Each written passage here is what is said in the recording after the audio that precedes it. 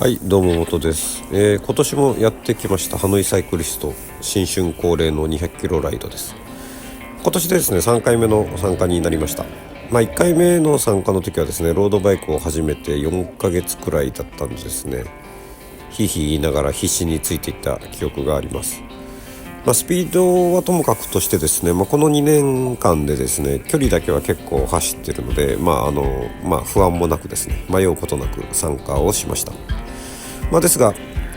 この週のですね直前はですね雨で朝練もほとんどしてなかったので、あと毎日の通勤でですね結構雨で濡れてしまって、風邪をひいてたんでですねどうしようかなと思ったんですけど、ちょっと解放に向かったので頑張って行ったんですけど、曇りの天気予報は外れてですね小雨混じりの一日となりました。今年のコースはですねスタートとゴールが異なっていてビンフックの大来湖付近をスタートしてですねヒルクライムスポットタムダオがある山をぐるっと回ってですねタイグエン省のヌイコック湖を回ってハノイに帰るコースです。集合時間はですね朝5時半でしたね。スタート時点までバスで向かいます。曇りだと思ってですね家を出たんですけど、出た瞬間にポツポツとっていうか、結構雨が降ってました。みんな来るんかなと思ってましたけど参加者の中では僕が一番遅く到着してしまいました。総勢6名ですね。僕も含めて相変わらずちょっと頭がおかしい人たちかなというふうに思います。先発タイムバイクはですねバスのトランクへ、僕ともう一人のバイクはですね観光バスの通路と座席に置きます。事前に告知された地点よりも少し手前からスタートしました。大来湖はですね、定番のコースなんですけど、今回ちょっと知らない道からアプローチしたんだので最高のナビに従います。大来湖からタムダオの入り口まではですね定番のコースでした。今回はですねツール・ド・タムダオと歌ってはいるんですけどタムダオには登らずですねタムダオの山を周回するコースになっています。ビンフクからトゥエンコアンですね、向かう道は思ったよりも悪くなかったですね。以前はコンクリート舗装のガタガタした道を僕は一人で走ったので、今回の道の方が走りやすかったなと思います。毎年旧正月近くになるとベトナム北部ではですね田植えのシーズンです。日本にお住まいの方はですね1月に田植えと思われるかもしれませんが、沿道ではですね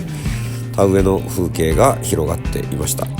さすがに気温も低いし北部ではですね直巻きではなくていわゆる苗を植える田植えですね。田植え機っていうんですかね機械を見ることもあるんですけどまだまだ手植えがこちらでは一般的です。今回の田植えはですね2期作の1回目、収穫はだいたい5月くらいになるかと思います。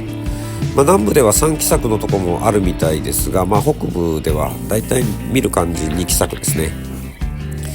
2時間ほど走って、朝食タイムとなりましたが、田舎に行けば行くほどですね食事の選択肢は制限されます。6人もいればですね食事の好みがそれぞれなので、なかなか難しいですね。米フォー分、それぞれ食べたいものが違います。空腹だったら僕は米派なんですけど、この日はですね朝出発時にたらふく朝食を食ってきたので何でも OK でしたね。結局フォーに揚げ豆腐と豚肉ということになりました。今回のコースはですね上りが少なめだったんですけど、前半の上りでちょっと先を急いだ後にですね迷子になってしまいました。ナビ通りに進んだつもりだったんですけど後続がですね誰も来ずにですねはぐれてしまいました。で途中で送ってもらった GPS のリンクをですね辿ってですねなんとか合流することができました。合流後はですね上り坂でも先に行かずにですね最後尾をついていくことにしました。今回ですねいつも使用しているホイールのですねフリーハブにちょっと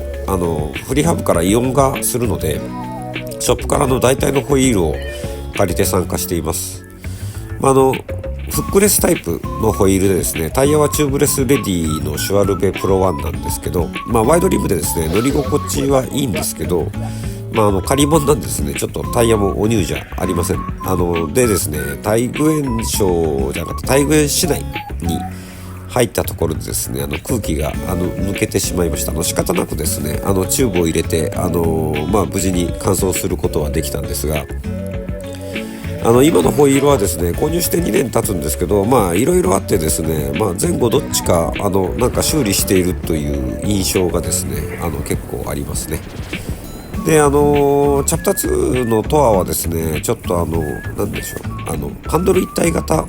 のステムっていうか内装ケーブルなのでちょっとですね、飛行機輪行が面倒というか僕の持ってるケースに入らないんでですね、飛行機輪行はいつも前のドマーネ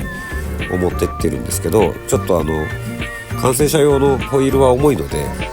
予備とあとちょっと軽いホイールが欲しいなと思ってます。今回ですね、フリーハブの不具合ということを知ってですね、あんまり僕は機材にこだわらないんですけど、ちょっと調べてみることにしました。このホイールですね、フリーハブの交換はですね、2年で2回なんで毎年交換してるイメージですね。メーカーの方からはですね、サードパーティーのフリーハブなんですけど、設計段階での問題なのか製造工程での問題なのかちょっとよく分かりませんけど、現在僕のですね今履いてるホイールはですね、違うフリーハブがですね展開されているようなので、何かしら問題があったのかもしれないですね。でベトナムはですね、ボーナスが年に1回なんでですね、あと今円安なのとですね、ちょっと不景気なんで、欲しいんですけど、ちょっとハイグレードのホイールセットは購入が難しいかなというふうに思っています。材質はアルミでもですね何でもいいんですけど、お世話になってるライドバイクスで取り扱ってるのはなんかカーボンばっかりみたいですね。今使っているホイールをですねもう1セット購入しようかなと思ってはいたんですけど、ちょっとフリーハブの問題があるんだったらちょっと別のもののでもいいかなというふうに今は考えています。今のホイールのですねリムの内幅は 17mm なんですけど、今回借りているホイールの内幅がですね 24mm でですね、チューブレスレディということもあって、乗り心地が良かったんで、できるだけ内幅が広い方がいいかなというふうには考えています。ホイールって結局ハブとリムとスポークの組み合わせなんで、不具合を前提にするんだったらですね、汎用性の高いそれぞれですね、汎用性の高いメーカーのものでですね構成されているのがいいんじゃないかなというふうにちょっと思っています。旧正月で、来週日本に帰るんで、日本でいろいろ物色してくるのもいいかなというふうに考えています。後半はちょっと話している内容がライドとは直接関係ないんですが、今回の動画は以上になります。今回もご視聴いただき誠にありがとうございました。それではまた次回の動画でお会いいたしましょう。